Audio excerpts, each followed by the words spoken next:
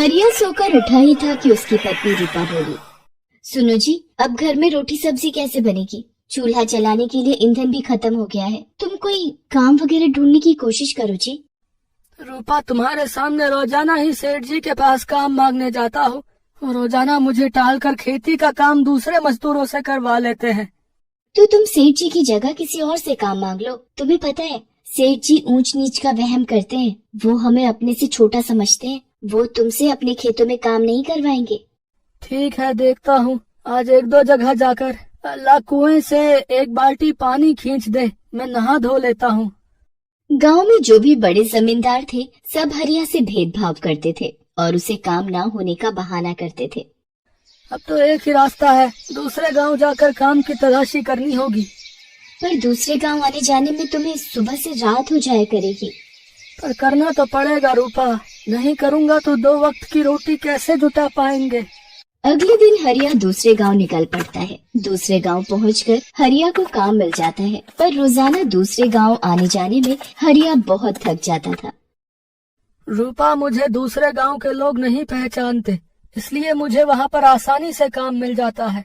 एक मेरे अपने गांव के लोग जो सीधे मुंह बात भी नहीं करते। भगवान, आपकी बनाई दुनिया में तो सब मनुष्य बराबर हैं। कोई ऊंच नीच की भावना नहीं है, कोई अमीर गरीब नहीं है। फिर मेरे साथ ही ऐसा भेदभाव क्यों भगवान? अपने ही गांव में आज मुझे दुत्कारा जाता है। काम मांगने जाओ तो गांव के सेठ और जमींदार कहते हैं कि मैं उनके यहाँ काम करने के लायक नहीं हूँ। हरिया अगले दिन दूसरे गांव से वापस आ रहा था। शाम घिराई थी। रास्ते में उसे एक बूढ़े साधु महाराज मिलते हैं। बेटा, किस दिशा में जा रहे हो? बाबा, मैं तो अपने गांव वापस जा रहा हूँ। क्या मैं भी तुम्हारे साथ एक रात के लिए तुम्हारे घर रह सकता हूँ बेटा? कल सुबह मुझे यहाँ से दूर हिमालय पर प्रस्थान करना है, तो रात गुजारने की कोई जगह नहीं है मेरे पास।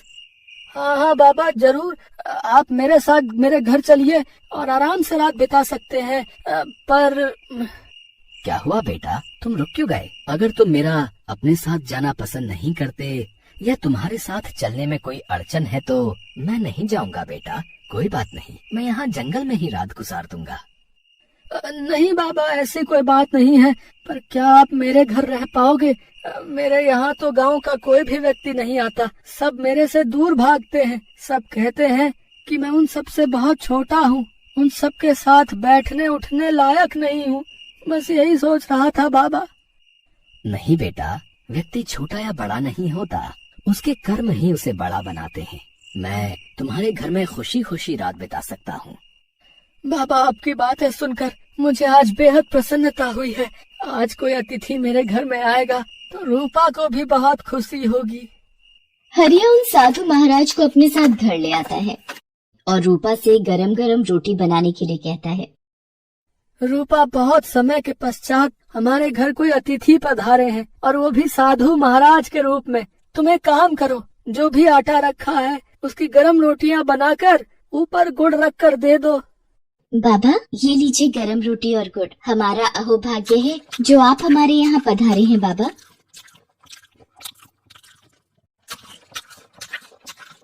भोजन करने के पश्चात साधु महाराज रूपा और हरिया से कहते हैं, तुम दोनों की सेवा पाकर मैं अति प्रसन्न हूँ मेरे बच्चों।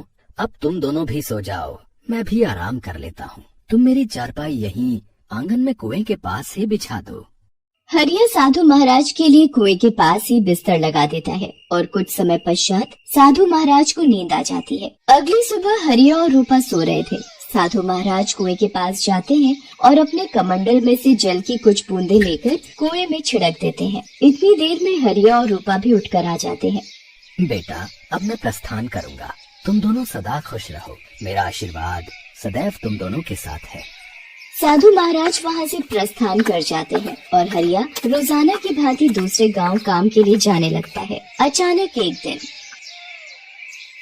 भैया, लगता है गांव में सूखा पड़ रहा है। नदी नाले सब सूखते जा रहे हैं। मेरे तो घर के पास के सारे कुएं और तालाब सूख गए हैं। सुदर्शन जी, आपकी तो छोड़ो, हमारे साथ भी यही कहानी है। मेरे अपने घर में भी इतना गहरा कुआं खुदवाया हुआ है, वो भी पूरा सूख चुका है। एक बूंद भी पानी की नहीं है। मुझे तो लगता है कि हमें गांव के चौधरी जी से बात करनी चाहिए। सब लोग गांव के चौधरी के पास जाते हैं, पर वहाँ तो अजी सुनते हो, घर में चूल्हा कैसे जलेगा, भोजन कैसे बनेगा, पानी की एक बूंद भी नहीं है, सारे मटके और बर्तन खाली पड़े हैं, घर के दोनों कुएं सूख चुके हैं, कहाँ से आएगा पानी पीने का। गांव के इतने बड़े जमींदार हो, तुम्हें पता है गांव में सूखा पड़ चुका है, कुछ तो उपाय सोचो। अब गांव में सूखा पड़ गया है, हम भी क्या करें। जो थोड़ा बहुत पानी था मैंने तुम्हें मंगवा कर दे दिया। अब सारे नौकर चाकर भी दूर गांव से पानी ला ला कर थक गए हैं। कोई भी हमें अपने गांव से पानी नहीं देता है। सबको अपने गांव की चिंता है, इसलिए हर कोई अपने गांव में पानी बचा कर रखना चाहता है कि कहीं वहाँ भी सूखा ना पड़ जाए।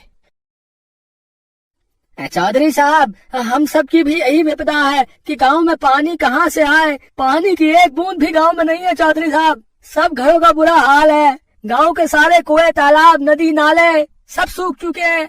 कहीं भी पानी की एक बूंद नहीं है। मालिक, कुछ कीजिए चौधरी साहब। गांव में सूखा पड़ जाने से सब लोग बहुत परेशान थे। उधर हरिया और रूपा हैरान थे। रूपा, पूरे गांव में सूखा पड़ा हुआ है, कहीं भी पानी की एक बूंद नहीं है, पर हमारे कुएं में तो पानी पूरी तरह से भरा हुआ है, और वो भी साफ और मीठा।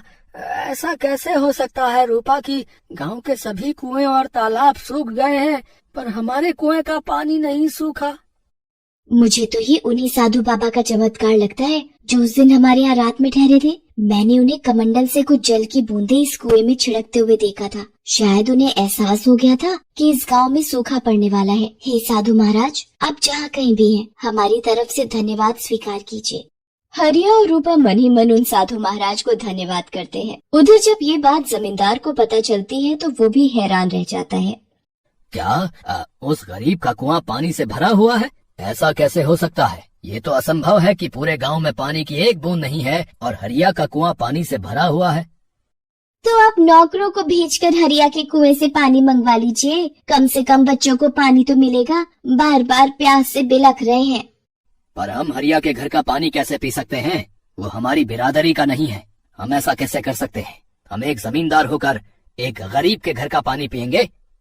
चौधरी साहब, यदि हम ऊंच नीच देखते रहे तो हम सब बिना पानी के स्वर्ग सिधार जाएंगे। हाँ, हमें मजबूरीवश हरिया के कुएं से पानी लेना ही होगा। अब सिर्फ हरिया ही है जो इस गांव के लोगों को सूखे से मरने से बचा सकता है। चौधरी साहब, बात को मान लीजिए, वक्त की नजाकत को समझिए। इस गांव को बचाने के लिए हमें हरिया की मदद लेनी ही होगी। ठीक है, हम हरिया के घर जाएंगे और पानी की सहायता के लिए मदद मांगेंगे। हम जानते हैं हमने हरिया के साथ बहुत बुरा किया है, इसलिए आज भगवान भी हमारी तरफ नहीं है, वो भी हरिया के साथ है। पूरे गांव में सूखा पड़ा हुआ है, पर सिर्फ हरिया के घर में पानी की कोई कमी नहीं है। ये सब शायद ईश्वर का ही प्रताप है। वो हमें सबक देना चाहते हैं। चलो, सब गांव वाले हरिया के घर चलते हैं। चौधरी साहब गांव वालों के साथ हरिया के घर जाते हैं। चौधरी साहब को अपने घर आया देख हरिया हैरान रह जाता है। चौधरी साहब, आज आप मुझ गरीब के घर पधारे, मुझसे कोई गलती हुई है क्या? चौधरी साहब, जो आपने यहाँ आने का कष्ट किया। हरिया, अब सिर्फ तुम ही हो जो इस गांव को सूखे की चपेट में आने से बचा सकते हो। क्या तुम अपने कुएं का पानी गांव वालों को प्रयोग में लाने की इजाजत दोगे? चौधरी साहब, आप मुझ गरीब के घर का पानी पियेंगे। अपने गांव की सेवा का मुझे मौका मिला है तो मैं भला पीछे कैसे रहूंगा। ये मुझ गरीब का कुआं नहीं, ये पूरे गांव का कुआं है। गांव को बचाने के लिए मेरी जान भी हाजिर है। इस कुएं से पानी भरकर मेरे गांव वालों की प्यास बुझेगी तो मुझे भी बहुत खुशी होगी। आप सभी गांव वालों को बोल दीजिए कि ये पूरे गांव का कुआं है, वो चाहे जितना मर्जी यहाँ से पानी ले सकते हैं। हरिया, हमें माफ कर दो। हमने हमेशा तुम्हें गांव में सबसे छोटा समझा। हम तो सीधे मुंह तुम्हारे साथ बात भी नहीं करते थे, पर आज तुम ही इस गांव को बचाने के काम आए हो। तुम्हारा बहुत बहुत शुक्रिया हरिया।